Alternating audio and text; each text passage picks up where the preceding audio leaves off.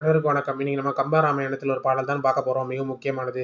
தாதுகு சோலை தோறும் செண்பகக் காடு தோறும் போதுவில் பொய்கை தோறும் புதுமண நலங்கள் தோறும் மாதவி வேலிபுக வண்டோற்றும் வயல்கள் தோறும் ஓதிய உடம்பு தோறும் உயிரின உளையாய்தன்றே. கம்பர்.